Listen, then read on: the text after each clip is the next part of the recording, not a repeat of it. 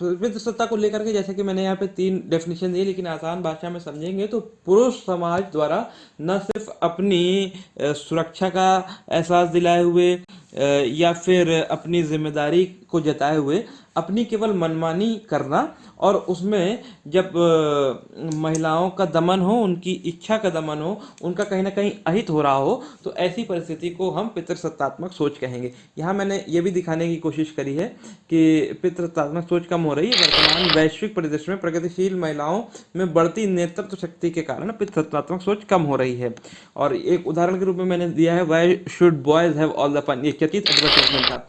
Characteristic and Indian prospective के बारे में बात करेंगे तो 2 मेन कैरेक्टरिस्टिक मैंने लेने की कोशिश की है, male dominance and male identification. Male dominance मतलब यह है कि घर और बाहर यानी कि समाज और परिवार में अपने डिसीजंस का एक अथॉरिटी होने के चलते जब स्वयं को पर्सन सुपीरियर समझने लगे तो वो मेल डोमिनेंस है। और मेल आइडेंटिफिकेशन वो है जब उसको आइडेंटिफाई हो जाए, अपने एहसास हो जाए अपनी उस स्ट्रेंथ का जिसके द्वारा वो कंट्रोल कर सकता है महिलाओं को फोर्सफुली, और स्ट्रांग वर्क एथिक्स की क्वालिटीज उसको समझ में आने लगे तो वो मेल आइडेंटिफिकेशन। इसके चलते और भी कुछ कैरेक्टरिस्टिक्स हो सकती हैं, rape culture, abuse, shaming language, और महिलाओं की बॉडी फिजिक्स को लेकर के जो ऑब्जेक्टिफिकेशन करते हैं। और पैट्रियार्की को लेकर के एक फॉर्मूला है male centredness, centre of all activities. जब मेल होने लगे तो वो पैट्रियार्की कहलाएगा। उसके अलावा इंडियन पर्सपेक्टिव मैंने 10 एग्जाम्पल लेने की कोशिश किए हैं, जैसा कि शादी के बाद महिलाएं अपने पति का नाम नहीं लेती हैं पूरा।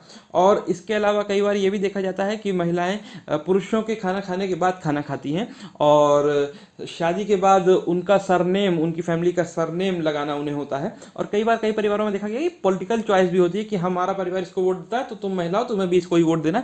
और रिलीजियस रिस्ट्रिक्शन के चीज़ें तो आए दिन हम लोगों को देखने को मिलती है कि इस मंदिर में महिलाओं का जन्म वर्जित है। इसके अलावा जो सबसे चर्चित हाल ही में रहा me too movement, me too movement में भी जो रेप कल्चर की बात कही गई उसका एक जिक्र देखने को मिलता है। इसके अलावा कुछ 5 उदाहरण मैंने जो अलग लिए हैं वो कुछ इससे भिन्न हैं, क्योंकि एक बार की बात है कि जब कई महिलाएं आंदोलन कर रही थी और उसमें वो चूड़ी देना चाह रही थी मुख्यमंत्री को, तो रिपोर्टर ने पूछा कि आप ये चूड़ियां क्यों देना चाह रही, मुख्यमंत्री ने क्या किया, तो औरत का जवाब आया कि मुख्यमंत्री नकारा है। क्वेश्चन फिर रिपोर्टर ने किया कि क्या जो चूड़ी पहनते हैं वो नकारा होते हैं, तो औरत के पास कोई जवाब नहीं था। तो कहीं ना कहीं कमी उसमें भी होती है जो चीज़ सहन कर रहा है, जो अपनी आवाज़ नहीं उठा रहा।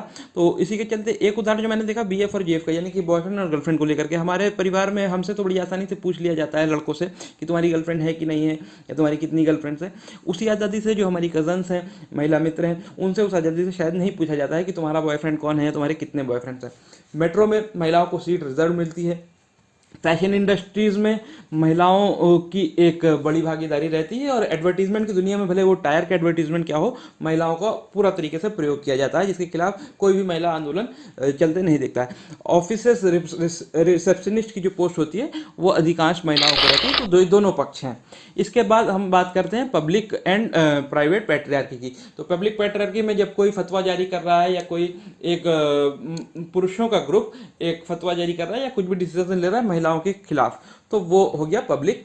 और प्राइवेट पैट्रियार्की में जब किसी भी महिला या लड़की की शादी उसके मन मुताबिक या बिना उसकी इजाज़त के किसी उसके लिए लड़का ढूंढा जा रहा है तो वो प्राइवेट पैट्रियार्की हो गया।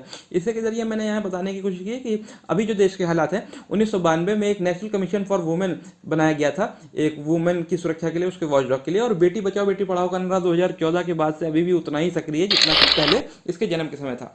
इसके बाद मैंने यहाँ पे बताने की कोशिश की है पैट्रियार्की का कोई फ्यूचर एज लिमिट नहीं है। वो किसी भी देश में, किसी भी दुनिया के देश में, किसी भी कोने में बढ़ता घटता रहता है, जहाँ पे ये सोच बढ़ती घटती रहती है।